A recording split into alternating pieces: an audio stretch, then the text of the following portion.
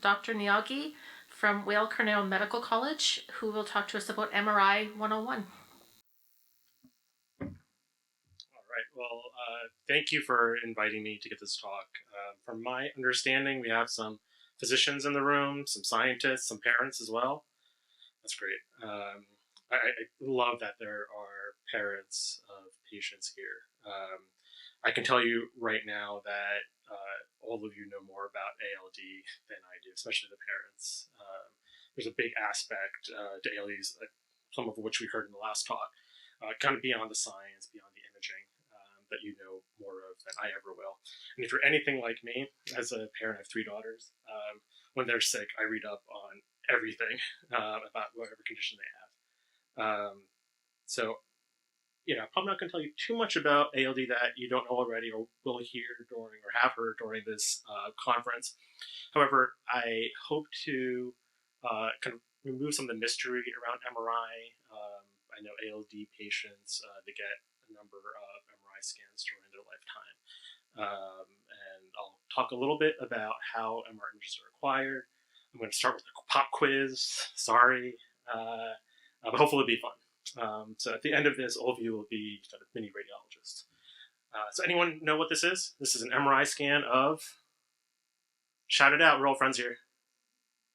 Pineapple, great, yeah. So it's an image on the right, and then all I did for the left-hand images was zoom in a little bit.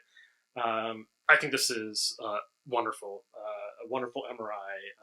It really highlights the amount of structure and detail that you can see. You can really see all the fibers within the pulp of the fruit. And this is what radiologists do, right?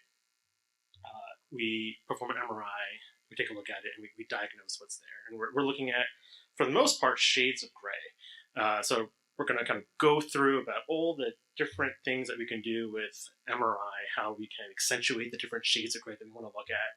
And hopefully at the end of this, you'll have a really good understanding of exactly what we do.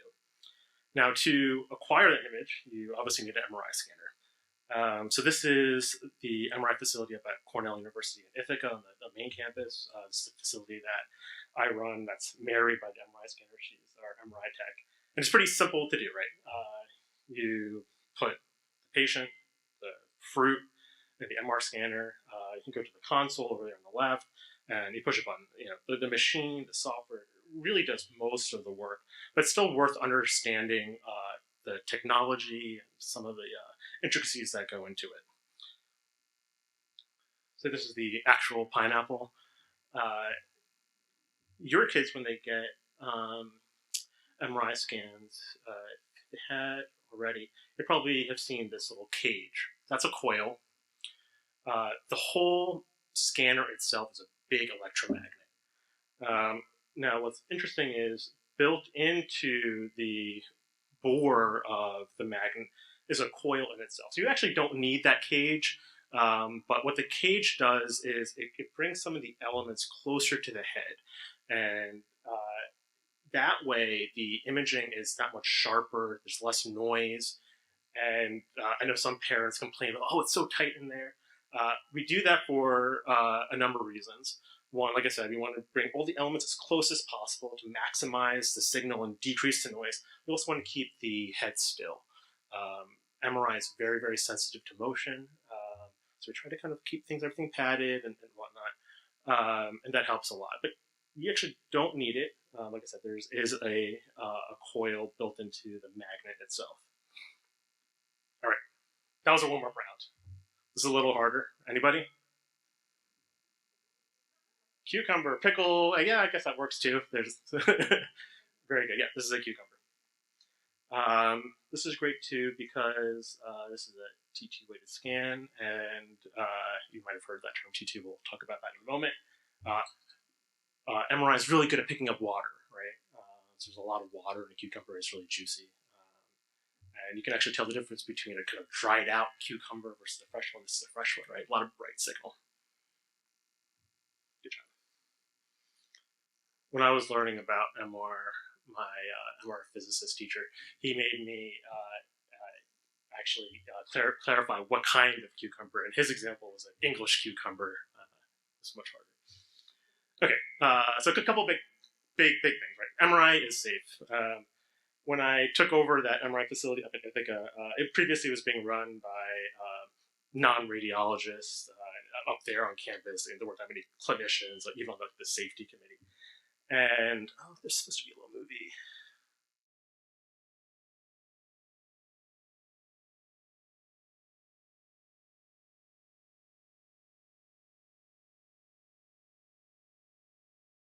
But they were doing pregnancy screening on every single female subject that came through. So they were doing pregnancy tests to see whether they were pregnant, because there was this fear from, I would say, 20, 25 years ago that MRI could potentially impact the fetus. I can tell you right now, after years, decades of experience, that's just untrue. And I took over the facility 3 years ago. So 3 years ago, they were worried about this, and at that time, I was saying, look, we're imaging in utero, right? Pregnant women, like, daily at our hospital. It's certainly okay to image a pregnant woman. No need to screen. So this is an example. I wish I had this slide through. This is the mother, and you can see the baby in the womb. But this is kind of a snapshot from that, and you can really get exquisite detail in utero. And you can start making diagnoses, not necessarily for ALD, but you can start making diagnoses for other conditions before birth. And there are some places, not for neurodegenerative conditions or kind of brain conditions, but for heart conditions, where you can diagnose them, and people are actually starting treatment and therapy and surgeries before birth, prenatally. So MR is safe, but not without its hazards. And I am very, very cognizant of this. So, this is a chair, it has some metal in it, right? It's a big magnet, it's on all the time. So, most MRI facilities, old MRI facilities, hopefully, take safety very, very seriously. So this is our site again. We have this line, and you'll probably see this line on every single MRI scanner. This is called the 5-Gauss line. Once you pass this, any metallic object or magnetic object will just fly to the scanner. And you'll start to feel the tug a little bit. If you remember physics from high school, it goes by not r squared, but r cubed. So if you just go even just a few inches in, that magnetic pull just increases dramatically as you go close. So it's really like a projectile.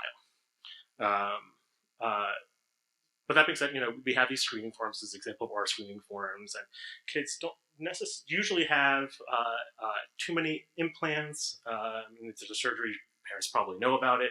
That being said, some kids do have surgical implants, and nowadays manufacturers of these implants know that MRI is just kind of everywhere, and they make the implants MR safe. There's a website, MRI Safety. You can go there and you can pull up the serial number and verify whether or not it's MR safe. And they test this. We test this ourselves just for research purposes. We do a lot of up in Cornell, they do like fabric science. They create smart materials, and we'll actually bring those materials into the scanner to make sure there's no magnetic pull or whatnot. But kids sometimes get like cochlear implants or whatnot, or stents. Those are usually MR safe, so you're probably okay. We have metal detectors as you go in, so you don't just rely on the screening. And there's always a quench button, so if there's a real emergency, you can shut down the magnet by pushing this button. MRI is also fast. It's so fast that you can actually capture the motion and flow of blood. So this is without contrast. This is just using techniques to measure the contrast and the MR signal as the blood kind of flows through. So this is a lot of processing. This kind of field of view was captured over and over and over and over again very, very, very quickly, and it's kind of compiled together, a lot of post-processing. So hopefully this movie will run. The movie is supposed to kind of demonstrate actual visualization of the blood flowing through the brain, but this is what you get out of it, right? And the way to acquire this image is that you take a shot of the brain, and because blood is constantly moving, the moving blood actually spoils the signals. That's a term you might hear, spoiled MR. It actually spoils the signal. And then the fresh blood that wasn't part of that initial first image comes in, and you can measure that. You can block out everything else. So you're just measuring the new blood that's coming into the field of view, and that provides a signal. I have a slide later on in the presentation that really breaks it down a little further.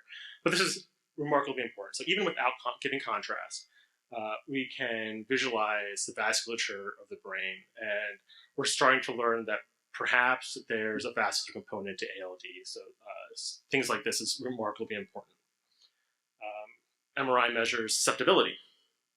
We know this already, right? Because if you have metal, it flies to the scanner. But within your body, you have blood, and blood is made up of hemoglobin. Part of that hemoglobin is iron. It's not enough to push your entire body into the scanner, but it does produce a small magnetic signal. This is a technique that was developed by my colleague Yi Wang. And this was a huge kind of physics and math problem. How to figure out whether or not you have something in the brain like blood, iron, and actually know that it's that, as opposed to something else like calcium. You see both calcium and iron in the brain. Really, really tough problem, and what he came up with as well, we kind of know what the brain looks like already. So let's, instead of considering all the different possible solutions to this complicated equation, let's limit it to what looks like brain on the MRI scan. And when you do that, when you kind of limit the number of possibilities, you can actually figure out whether or not what you're seeing is calcium or iron. More than that, you can actually quantify what you're doing. And why is this important? Well, it turns out iron deposition happens in a lot of neurodegenerative diseases, like ALD, other conditions like multiple sclerosis as well. And we're finding that iron can act as a biomarker for inflammation potentially. So one, it can maybe help diagnose early. If not that, it can potentially help serve as a biomarker to know whether or not your treatments are working. So remarkably powerful technique, and this is relatively cutting edge. It's been around for a few years, but the research in utilizing this for ALD is very new. So that same thought about measuring susceptibility, so keep an eye on the time. Okay, plenty of time. We knew about for a while that the MR scanner measures susceptibility. I guess it's about 25 years at this point. We realized that the MR signal in oxygenated blood, fresh blood, is going into the brain tissue, is different than deoxygenated blood. After all the oxygen and energy is extracted from the blood, the deoxygenated blood leaves. And based on that property, you know when blood is being utilized by certain parts of the brain. This is remarkably important, and is used for surgical applications daily. It's used for basic science research, but potentially for ALD, can help map out functional connections in the brain. So usually when there's some sort of neural activity, the neural activity happens, and then there needs to be blood shunted to that part of the brain that's thinking.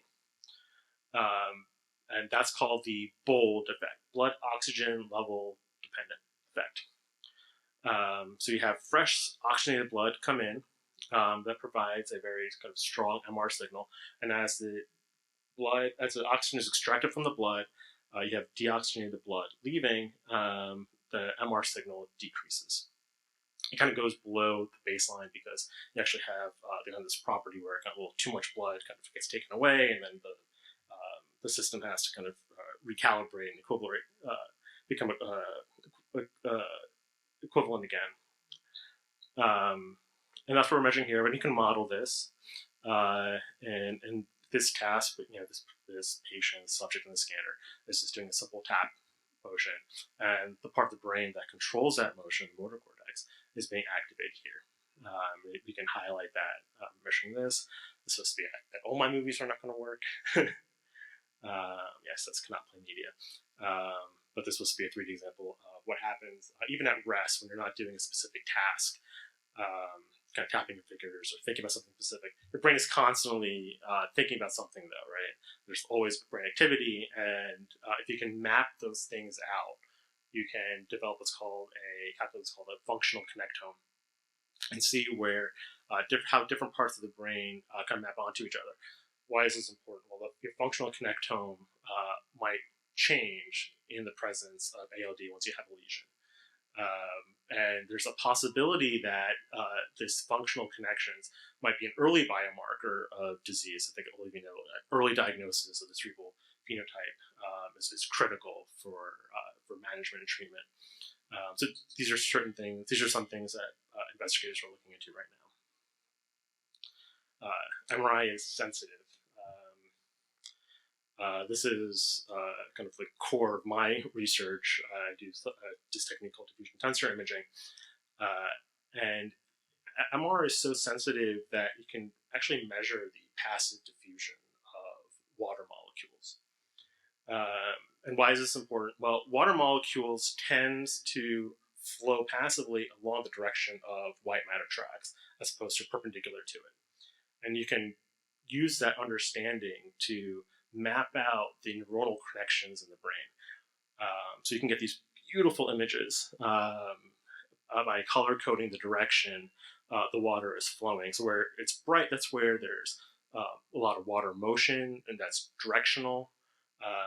And then the colors represent the different directions the water is flowing, and therefore the direction the white matter pathway is traveling. Green is anterior, posterior, so front to back. Blue is superior, inferior, up and down. Red is right to left. And why is this potentially superior to your kind of normal grayscale T2, T1 imaging? Well, you can imagine if you just kind of took a grayscale, black and white picture of this, and you didn't have the color differentiating kind of blue from the green here, it would just all be an equal shade of gray. And you might think that's all just one white matter pathway. It's not, though, right? When if you use DTI, if you color code it, you can actually distinguish different white matter tracks, like the optic radiation and the external sagittal stratum. Two different tracks right adjacent to each other, something that you normally couldn't separate on a conventional MRI, but you can with DTI. Beyond that, you can quantify the amount of diffusion that's occurring and the quality of the diffusion. And what we're finding is that in conditions like ALD, the white matter starts to break down. And like I said, MRI is so sensitive that the water actually starts the quality of it, the motion of it, the passive motion of it adjacent to this part of the white matter is breaking down, changes. And you can quantify exactly how much that water, that diffusion profile changes. And it turns out to be much more sensitive than what you could see on a conventional MRI scan. And this leads to early diagnosis. Beyond that, it's something quantifiable. So you can perform research studies across institutions, across facilities. You can combine data together. And by using quantitative metrics, potentially you have a better chance at looking at a subtle change, something that you wouldn't normally see visually. The idea of using diffusion, measuring diffusion MRI has been around for a while. Even DTI is relatively new. But you can, like, just for how sensitive this is, you can use it to diagnose stroke. All the neurologists in the room know this. And to a point where sometimes we'll see infarcts. This is a diffusion weighted scan. It becomes really bright. We'll see infarcts that aren't symptomatic to the patient. If the patient has an infarct that they have some symptoms from, the earliest scan to show anything would be a diffusion weighted scan, more so than a conventional MRI scan, and certainly more so than a CT scan. This is some research that I'm doing in my lab right now. We don't have to do just kind of that 2D picture that I showed before, but we can actually map out all the pathways of the brain. This is called actually generating a structural connectome. That's this image up here at the top. And then we can analyze the different parts of the brain that seem to be kind of major nodes, major points of parts of connection. And so we take this, we analyze it, and we identify the different nodes in the brain. Why is this important? Well, you can see here a lot of the nodes are in the parietal lobe, and this is where ALD kind of manifests. So we can predict potential cognitive deficits, structural deficits that might happen down the line. Again, also by looking at this, potentially an early diagnostic marker as well. Okay, so let's break down to the physics of it. I got about 10 minutes left. We'll leave some time for questions. The MRI, I think, is absolutely amazing because it takes advantage of a property found in nature. There's natural asymmetries everywhere, and there are certain atoms, certain isotopes that have this asymmetry that causes spin. They act like little tiny bar magnets. And when you have a little bar magnet in a magnetic field, it kind of spins around like this. It precesses. So this whole thing, the whole MR scanner, is a magnet. But inside the bore of the magnet, it's a very, very uniform magnetic field. And when you have, before you go into the MR scanner, you have all these, like I said, naturally occurring kind of asymmetries in tissue. What we're measuring in clinical MRI right now are just protons. Why do we use protons? Because that's the most abundant atom in the body. There's a lot of water in your body, water, H2O, right? 2 protons for every water molecule. When you enter the bore of the magnet, some of the water molecules align with the direction of the magnet. It's about, for a 1.5 Tesla scanner, 1 out of a million protons will align with the scanner. If you have a 3 Tesla scanner, about 2 out of a million protons will align with the scanner. So I was kind of told maybe I can answer some questions about what I wish like neurologists knew when they order an MRI scan. Go for a 3 Tesla scanner if you can. It's a really better imaging. It's not quite universal yet. There are some places with 1.5 Tesla scanners, but it really is superior. It seems to be like the sweet spot. Really high field imaging, 4.7, 7 Tesla, that has other challenges. So I wouldn't recommend a 7 Tesla scanner. It'd be hard to find one. But 3 Tesla if you can. Don't skimp out, especially on the kids. It's worth getting really kind of high resolution, high signal to noise scans. So there are a couple numbers that you hear about all the time at MRI. One of them is T1. And all T1 is, it's really, really simple. You kind of start with this, all the kind of protons, hydrogen atoms are pointed in every which way. You go show up to the magnetic field, in the presence of the magnetic field, and the protons align. The time it takes for the protons to align is called T1. And this is an intrinsic property of the tissue. So the T1 for fat is a little different than the T1 for a neuron. It's a little different than the T1 for water and the cerebral spinal fluid. It's a little different for the T1 on your skin. But all the T1 is the time it takes for it to align. And this is why I love MR. This is why all of you can come out of here as radiologists. It's so simple. All of MR comes down to one equation. This is it. This is just one equation. And there's only 3 terms. And there's only 4 characters if you include the equal sign. There's no integrals, differential equations, or anything like that. This is why I went into radiology. It's really, really this simple. This W is an omega. So we have to make it a little challenging, right? This stands for frequency. This is the Larmor frequency. If you kind of go back to this video works, the frequency of this precession is the Larmor frequency. Gamma, this kind of Y-ish term, looks like a Y. Gamma is it's a gyro-magnetic ratio. It's also a kind of intrinsic property of tissue. And then B is the strength of the magnetic field. Is it a 1.5 Tesla scanner? Is it a 3 Tesla scanner? So the resonant frequency changes based on what magnetic field you're in, and the properties of that tissue, the drug-to-magnetic ratio. That's it. So we talked about T1, the time it takes for the protons to kind of align with the magnetic field. So if you kind of give a little bit of a pulse, you get a little signal back. And how long that signal lasts is called T2. That's it. All of them are T1, T2 in this equation. And all we do is vary a couple terms to select kind of which T1 values we want to measure, which T2 values we want to measure, and that's it. And this is how we do that. Forget about this graph. I pulled this from a website.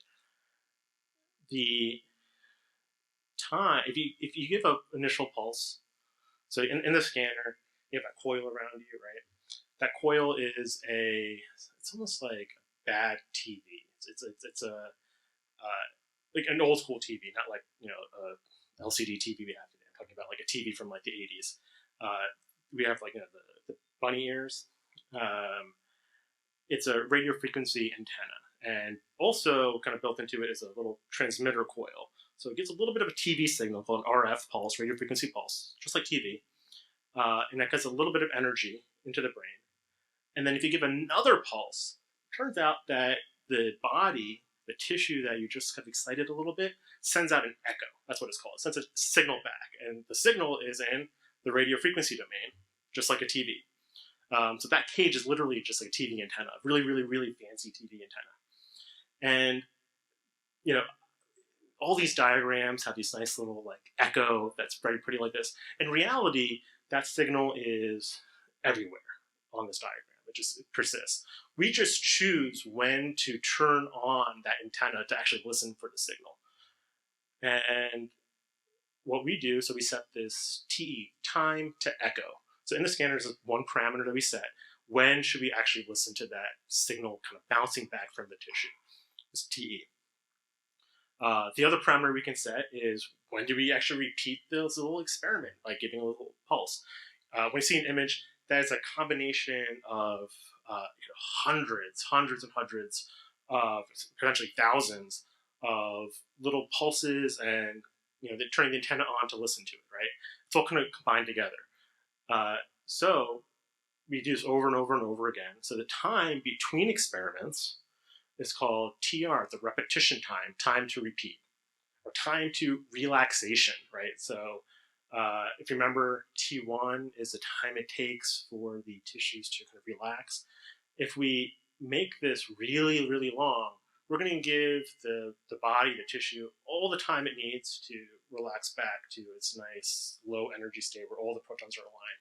Or we can shorten that TR, shorten that relaxation time on the scanner, and do the experiment really, really, really, really rapidly. Why would we want to do that? Well, we're not letting the tissues relax then. And if you remember from that early slide about measuring blood flow, we use a really, really short TR because we don't want the protons to relax. We want to bring in kind of unspoiled, unsaturated protons from outside the slice, fresh blood, into in there and measure that, right? We don't want to measure flowing blood. Okay, so here's some T2 relaxation times. These were determined by numerous experiments. These are kind of like rough values. And so if we want to measure blood, and here I have black blood, you can set up your experiment to make blood black. You can make it white. Really whatever you want. Sound like Dr. Seuss, black blood, white blood. So here for this experiment, I can control on the scanner on that console. I said, I'm going to make the TE, the echo time, really short. So I'm going to turn on the antenna 20 milliseconds after I give that first pulse. So when I do that, we'll look at the T2 times for all this stuff. Just about everything on here, except for flowing blood, has a T2 more than 20 milliseconds, right?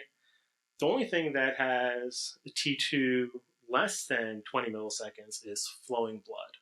So everything up here that is a high T2 is going to give me a high signal. The only thing that's not going to give me any signal something that has a T2 value less than 20 milliseconds, the echo time that I set. So everything black on the image is flowing blood. So this is how you create a black blood image. I can flip it around. I can create a white blood image, and I know that kind of white blood image use like JT1s again. But it's the same concept. And so when we set TRs, if we're interested in gray matter and white matter, where am I going to set my TE value? Around 70 to 90 milliseconds to optimize the imaging for brain tissue. Simple as that. So we talked about T1 before, talked about it again, time to align. Remember, it's just a TR, right? So I can choose how frequently I do these little tiny MR experiments. These are kind of standard T1 relaxation times. In this example, the TR was set to 400 milliseconds. And so let's look here. So 400 milliseconds. So fat has a T1 of 270. I set my TR to 400. So this is less than that, which is why all this fat that you see is bright. And wherever you see a T1 value more than 400 milliseconds, it's going to be a shade of gray. If it's really, really, really long, like non-flowing stagnant blood, just a blood pool, it's going to be really, really, really dark. Interestingly, blood with gadolinium reduces as a really low T1, or flowing blood has a really short T1. And this is, we take advantage of this, right? The whole reason we use gadolinium is because it has a really short T1, so we can pick pretty much whatever TR value we want, and it's going to be really, really bright. This is a clinical example. So here, see this little really bright oval here, another bright oval here. This is the kind of outer one is the femoral artery, the one deep is the femoral vein. On the other side, so this is nice, bright, flowing blood. On the other side, this is the femoral artery, also nice, bright. And here is black. Why is it black? Because the blood is no longer flowing. There's a clot here. Still blood, but it's just not flowing, and it appears black. So this is an easy way to diagnose someone without contrast for deep vein thrombosis. So we vary these parameters. So this is how you get a T1 weighted image versus a T2 weighted image.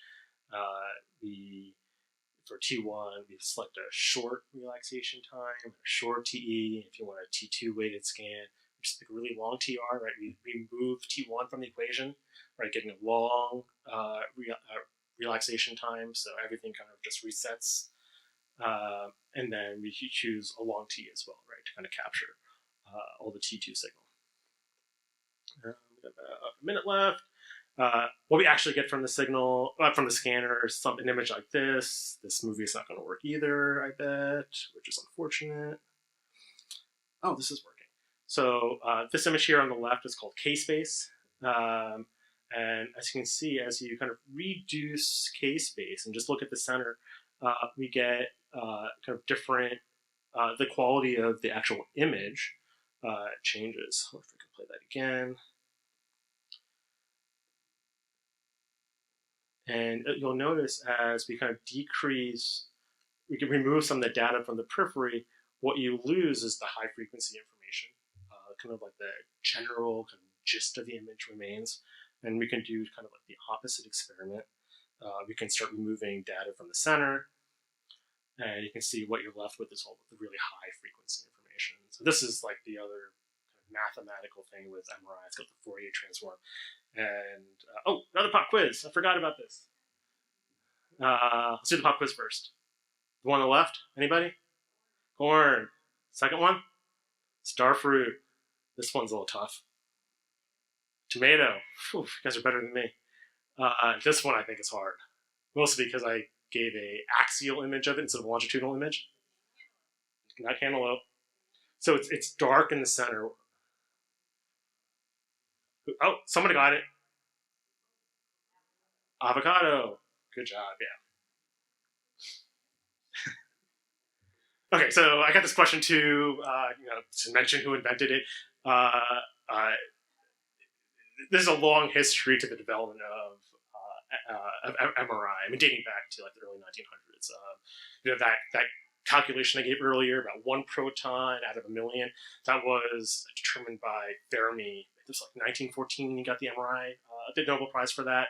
MR wasn't really invented until the kind of 70s. The first MRI scanner was 1980. I think it was 2005. Don't quote me on that. I think in 2005 the Nobel Prize was given out, and we were waiting for a very long time, the MR community, about who was going to get the Nobel Prize. And at the before this, it basically it's going to be one, two, or three people. This guy on the right is Raymond Damadian.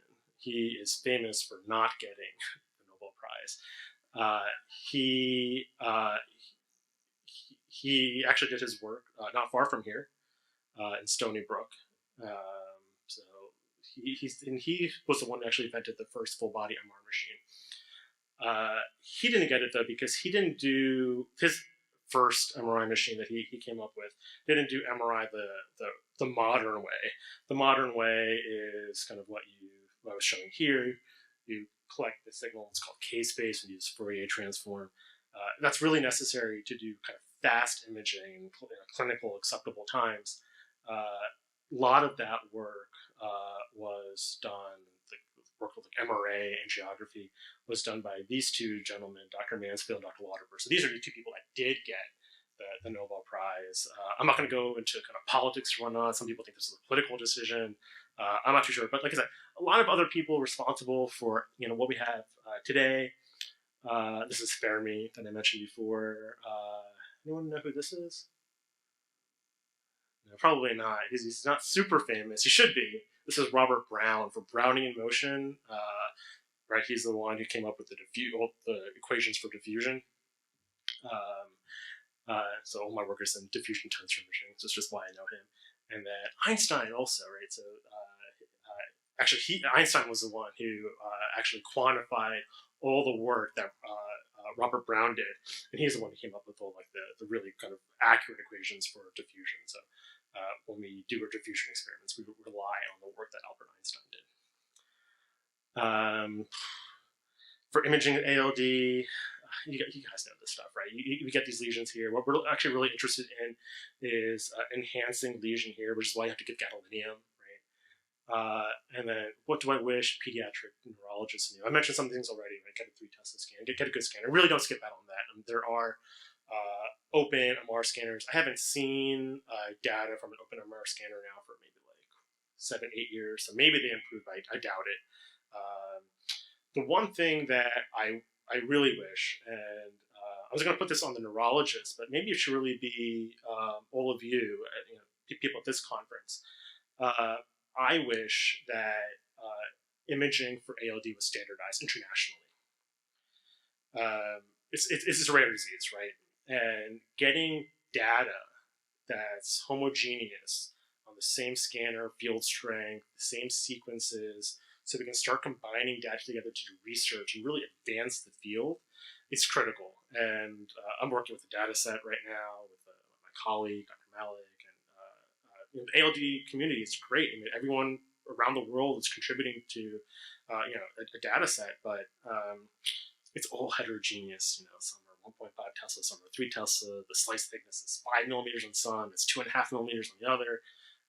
Nothing is standardized, and it makes our job as researchers that much harder.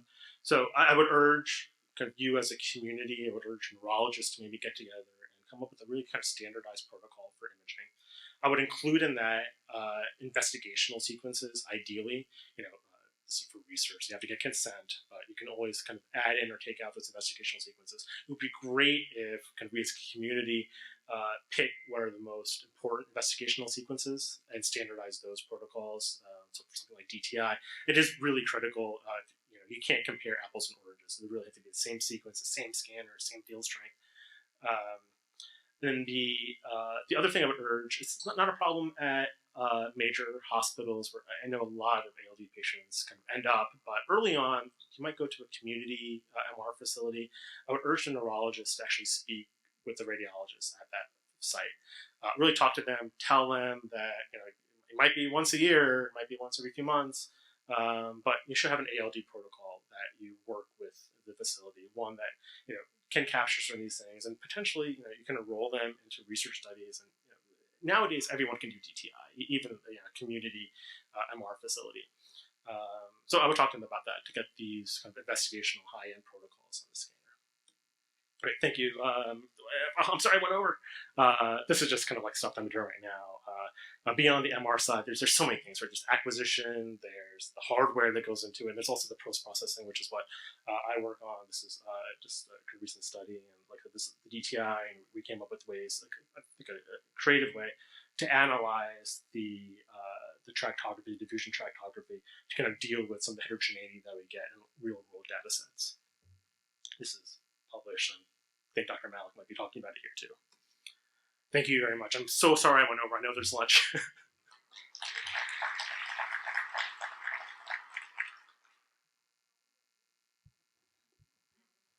Okay. So first, just as a parent that's 12 MRIs in deep, thank you so much for this presentation. I say it all the time. During my lowest moments with this diagnosis, I changed the narrative in my head to being thankful for the technology and professionals like yourself. So thank you so much for making the time to be here today. My question is more from the newborn screening advocate perspective. So I worry about scanner availability. And I was wondering if you could give any insight, kind of like what's on the horizon as the need is going to increase for scanners as we get more state screening and even internationally where, we have to question if screening would make sense because the MRIs just aren't there.